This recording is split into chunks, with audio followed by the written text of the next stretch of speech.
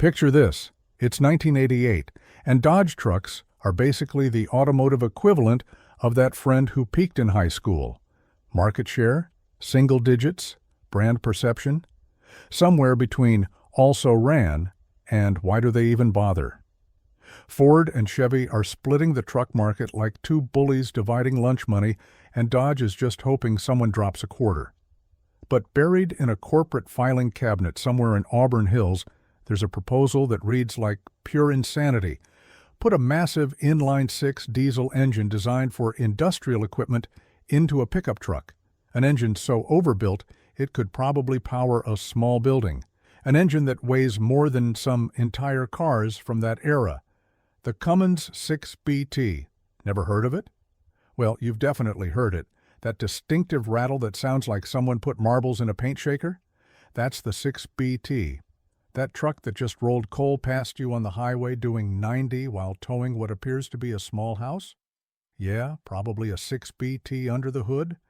That diesel pickup with 400,000 miles that's still worth 15 grand on Craigslist? You guessed it. 6BT. Now, I've always been fascinated by unlikely partnerships, chocolate and peanut butter, Netflix and chill, engineers and social skills. But the marriage between Dodge and Cummins, that wasn't just unlikely, it was desperate. And desperation, as it turns out, can be one hell of a motivator. Let me set the stage here. The year is 1985, and Dodge trucks are dying. Not a slow, dignified death either. We're talking market share below 10%. Below 10. Ford's F-Series is printing money. Chevy's CK trucks are selling like hotcakes. And Dodge? Dodge is that third friend nobody invites to parties anymore.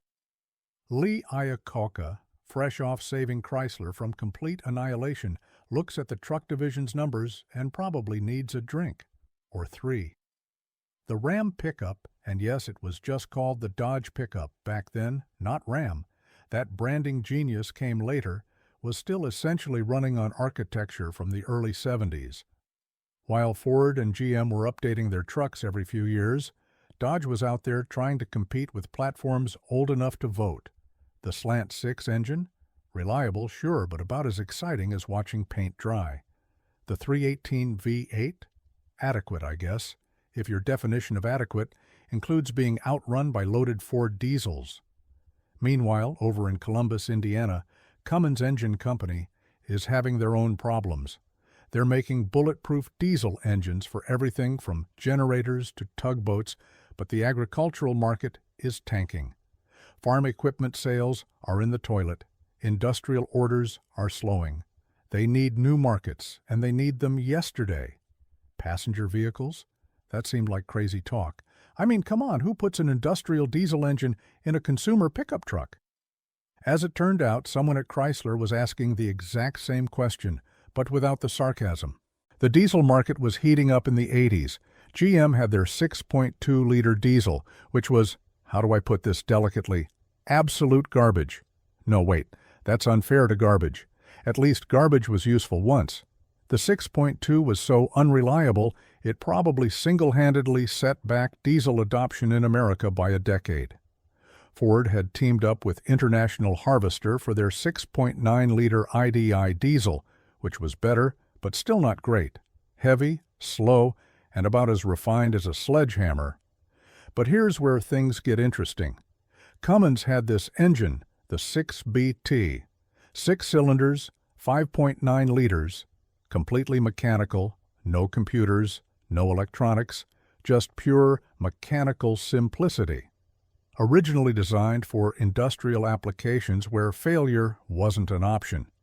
We're talking engines that needed to run 24/7 in the middle of nowhere with minimal maintenance. The kind of reliability that makes Toyota look unreliable.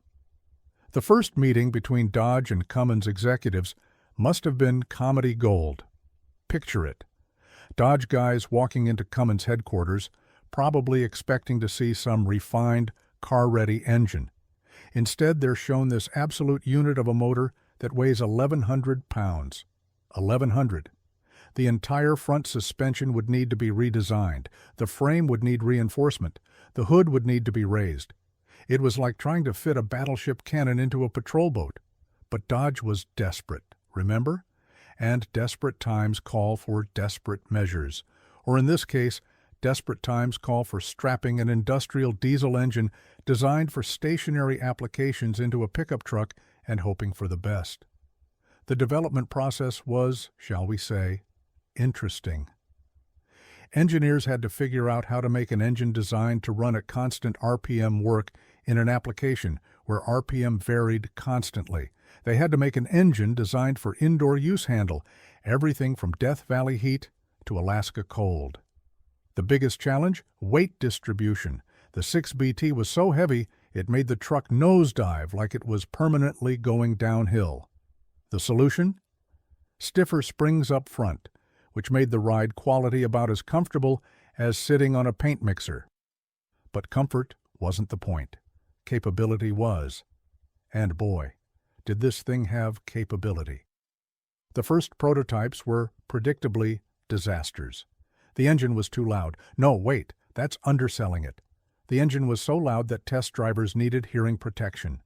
Inside the cab, with the windows up. Cummins engineers probably thought this was normal. After all, their engines usually lived in engine rooms where nobody had to sit next to them for hours on end. NVH, that's noise, vibration, and harshness for those keeping score, was through the roof, or rather through the floorboards, up your spine, and into your fillings. But then something magical happened. They put one of these Frankenstein trucks on a dyno, and the torque numbers came back. 400 pound-feet. In 1988, that was sports car territory, except this wasn't some high-strung Italian V12 that needed premium fuel and a trust fund for maintenance. This was an agricultural-grade diesel that could probably run on used cooking oil in a pinch. The marketing department at Dodge must have been beside themselves. How do you sell a truck that sounds like a cement mixer, rides like a buckboard wagon, and costs significantly more than the competition? You lean into it. Hard. This wasn't a compromise. This was a statement. You want a comfortable truck? Buy a Ford. You want a pretty truck? Buy a Chevy. You want a truck that could probably tow the moon out of orbit? Well, now we're talking. The 1989 Dodge Ram with the Cummins diesel hit dealerships with all the subtlety of a sledgehammer. The hood had a massive power bulge because the engine literally wouldn't fit otherwise. The front suspension looked like it belonged on a dump truck. The exhaust note sounded like someone was gargling gravel through a megaphone. It was perfect. Initial sales were, unsurprisingly, modest. Dodge projected maybe 5,000 units in the first year. They were being optimistic, they thought. The diesel option added something like $3,000 to the base price. In 1989, money, that's like adding 10 grand today. For that money, you could literally buy a nice used car. Hell, you could buy 2 terrible used cars and have money left over for therapy when they both broke down. But then word started getting out. Owners were reporting fuel economy in the 20s, highway mileage pushing 30, while towing. The forums, such as they were in 1989, basically letters to magazines and guy-at-the-parts-counter gossip, were buzzing. These things were unkillable. One guy claimed he forgot to change the oil for 30,000 miles and the engine didn't even notice. Another said he accidentally ran his dry of coolant and it kept running. Not recommended, obviously, but the point was made. These engines were tougher than a $2 steak. Ford and GM took notice. Actually, that's being generous. Ford and GM panicked.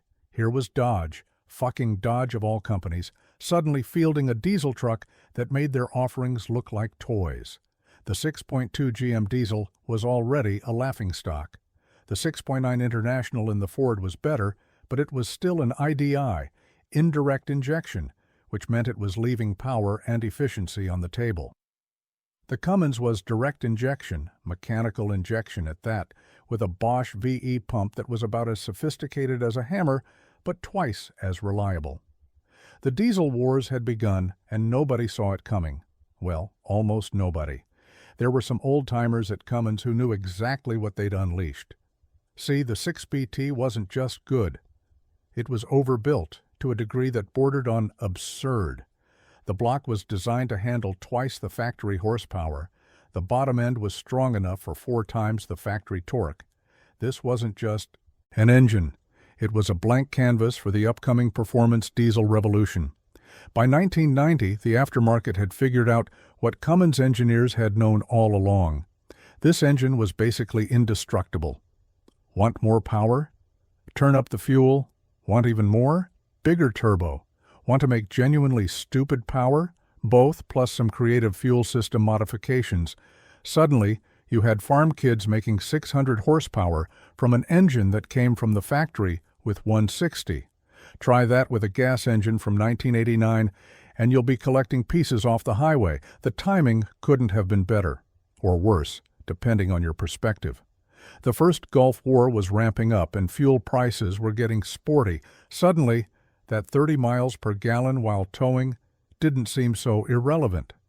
The environmental movement was gaining steam, and diesels, despite their reputation for smoke, were actually more efficient and produced less CO2 than comparable gas engines.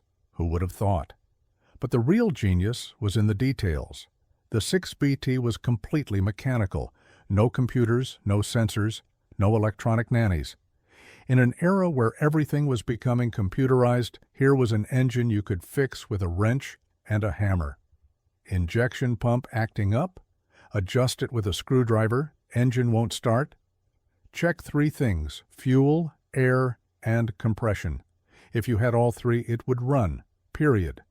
This simplicity was a double-edged sword, though. On one hand, it made the engine bulletproof and easy to repair. On the other hand, it made emissions compliance increasingly difficult. The Clean Air Act was tightening the screws, and a purely mechanical diesel was about as emissions-friendly as a tire fire. Cummins engineers were already working on the solution, but that's getting ahead of ourselves. The impact on Dodge's image was immediate and dramatic. Suddenly, they weren't the also-ran anymore. They were the diesel truck company. Ford scrambled to respond, partnering with Navistar to develop the 7.3 IDI, then later the legendary 7.3 Power Stroke. GM went back to the drawing board entirely, eventually releasing the 6.5 diesel, which was better than the 6.2, but still not great. Let's be honest, a lawnmower was better than the 6.2, but Dodge had first-mover advantage, and they milked it for everything it was worth. The 1991 model got an intercooler, bumping power to 180 horses and torque to 420 pound-feet. The 1992 got a better transmission, though better is relative when you're talking about early 90s Chrysler automatics. The 1993 got, well, it got another year older, which for a Cummins meant it got better, like a fine wine or a cast-iron skillet. The culture around these trucks was something else entirely. Cummins owners didn't just buy trucks. They joined a cult. They'd corner you at gas stations to talk about injection timing. They knew their engine serial numbers by heart. They referred to their trucks by their engine designation first, truck model. Second, "Yeah, I drive a 12-valve," they'd say, as if everyone knew that meant a first-gen Cummins Dodge. The racing scene exploded. Truck pulls, drag races, dyno competitions. Suddenly, diesel performance wasn't an oxymoron anymore. It was a genuine thing. And the 6BT was at the center of it all. Shops started popping up specializing in nothing but Cummins performance. Compound turbos became a thing. Mechanical injection pumps were modified to flow fuel rates that would make a fire hose jealous. We're talking trucks making 4-digit horsepower from an engine designed to make 160. Meanwhile, the executives at Chrysler were probably wondering what they'd gotten themselves into. They wanted to sell maybe 10,000 diesel trucks a year. By 1993, they were selling 5 times that. The diesel take rate on heavy-duty Rams was approaching 30%. For a $3,000 option, that was unheard of. The profit margins were insane. Every diesel truck sold was basically printing money. The competition was heating up, though. Ford's new 7.3 Power Stroke, introduced in 1994, was a genuine competitor. Electronic injection, overhead valve design, and Ford's massive dealer network made it a serious threat. GM's 6.5 was still mediocre, but it was cheap, and for fleet buyers, cheap mattered. The diesel wars were in full swing, and everyone was bringing their A-game. But the 6BT had an ace up its sleeve. Or rather, it didn't have something up its sleeve, and that was the point. No electronics meant no electronic failures. No sensors meant no sensor failures. In an era where Ford Power Strokes were eating cam position sensors like candy and GM 6.5s were melting PMDs, pump-mounted drivers, faster than ice cream in Phoenix, the Cummins just kept chugging along. Sure, it was louder. Sure, it was rougher. But when you turned the key, it started. Every time. Period. The aftermarket support became legendary. Want to swap a 6BT into your Ford? There's a kit for that. Chevy? Yep, kit for that too. Bread truck? Why not? Boat? Sure, it was designed for marine use anyway. People were putting these engines in everything. There's a guy out there with a 6BT swapped Cadillac. I'm not making that up. A Cadillac with a Cummins. The world had officially gone mad. The second-generation Ram in 1994 should have been a grand slam. New body, new interior, new everything. Except one thing. The transmission. Oh God, the transmission. The 47RH automatic was, how do I put this nicely, garbage? No, wait, I already used that joke. It was worse than garbage. It was an active liability. The Cummins made so much torque that it would literally eat transmissions for breakfast. Third gear? Gone? Overdrive? What overdrive? Torque converter? More like torque destroyer. This created a cottage industry of transmission builders, shops that did nothing but build bulletproof 47RH and later 47RE transmissions.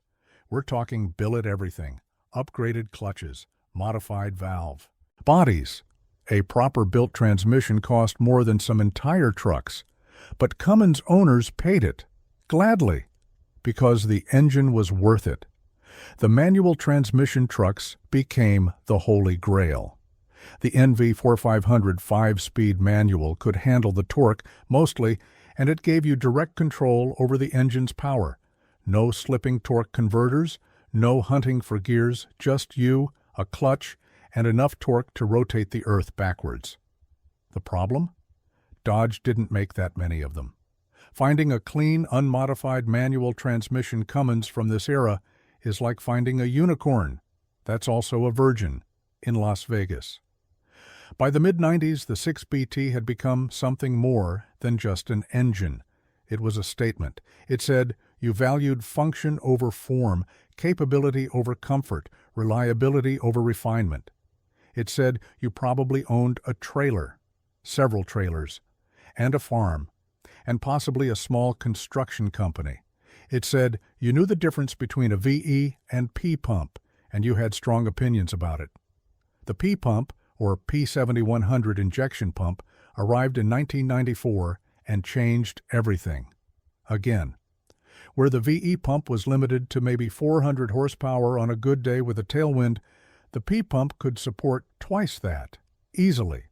Suddenly, 1,000 horsepower street trucks weren't just possible, they were common. Well, as common as 1,000 horsepower anything can be. The fuel economy was still stellar too. Even modified trucks were getting 20-plus miles per gallon. Try that with a big block Chevy. Actually, don't. You'll go broke just idling in the driveway. The combination of power, efficiency, and reliability was unmatched. Ford guys would argue their Power Stroke was more refined. They were right. Chevy guys would argue their Duramax, when it finally arrived in 2001, was more powerful. They were also right. But neither could match the sheer unkillable nature of the 6BT. The engine became a cultural phenomenon. Country songs mentioned it. Truck stops sold 6BT merchandise. There were, and I'm not making this up, 6BT fan clubs. People who got together to talk about a diesel engine. Think about that for a second.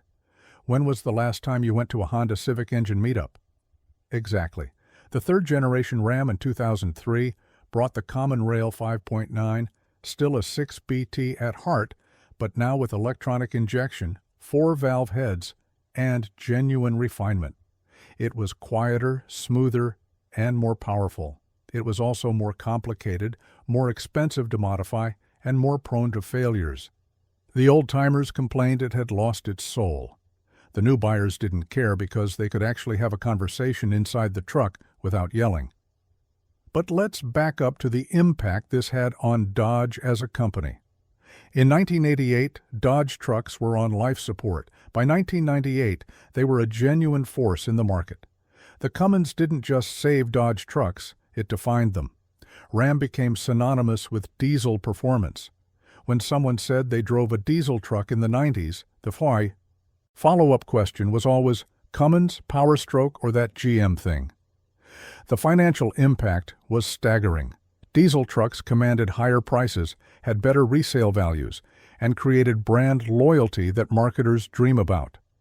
Cummins owners didn't just buy one Cummins truck, they bought Cummins trucks for life. They converted their friends.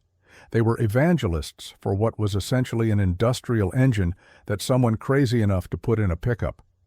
The racing and performance world exploded into something nobody could have predicted. Diesel drag racing became a thing. Trucks running 10-second quarter miles while weighing 3 tons and getting 15 miles per gallon. Sled pulling competitions where modified Cummins trucks were putting down 3,000 horsepower. 3,000! From an engine that started at 160. The specific output was still terrible, but when you have 6 liters to work with, who cares? The influence spread beyond just Dodge. The success of the Cummins partnership forced Ford and GM to up their game. The 7.3 Power Stroke became legendary in its own right. The Duramax, when it finally arrived, was a genuine technical marvel. The diesel wars pushed innovation at a pace nobody expected.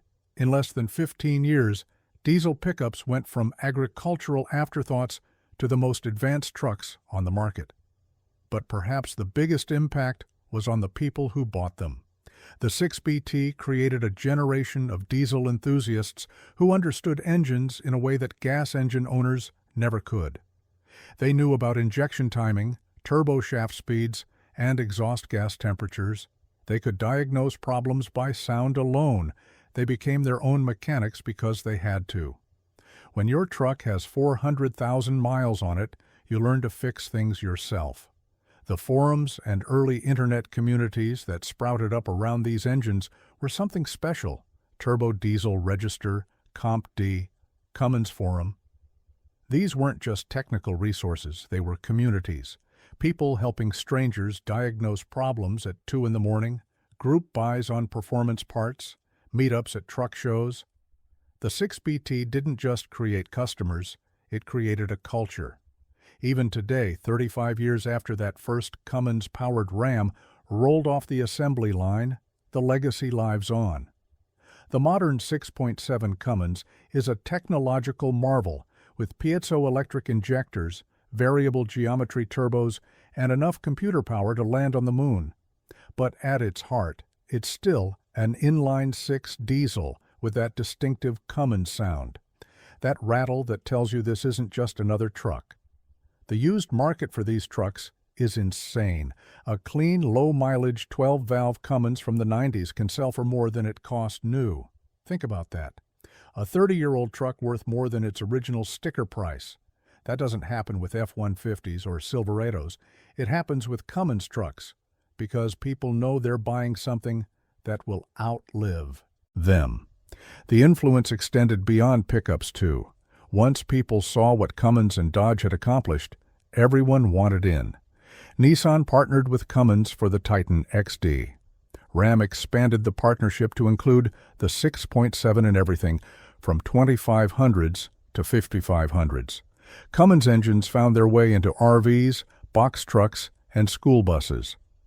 The 6BT platform spawned the 4BT, a 4-cylinder version that became the darling of off-road enthusiasts and engine swappers. Looking back, it's hard to overstate how important this partnership was.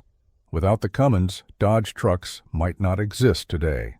Without Dodge, Cummins might have remained an industrial engine company watching the consumer market from the sidelines. Together, they created something neither could have accomplished alone. They created a legend. The technical innovations that came from this partnership rippled throughout the industry. Direct injection became standard. Turbocharging became expected. The idea that a diesel truck could be both powerful and efficient became accepted fact. The bar was raised so high that everyone had to follow or get left behind.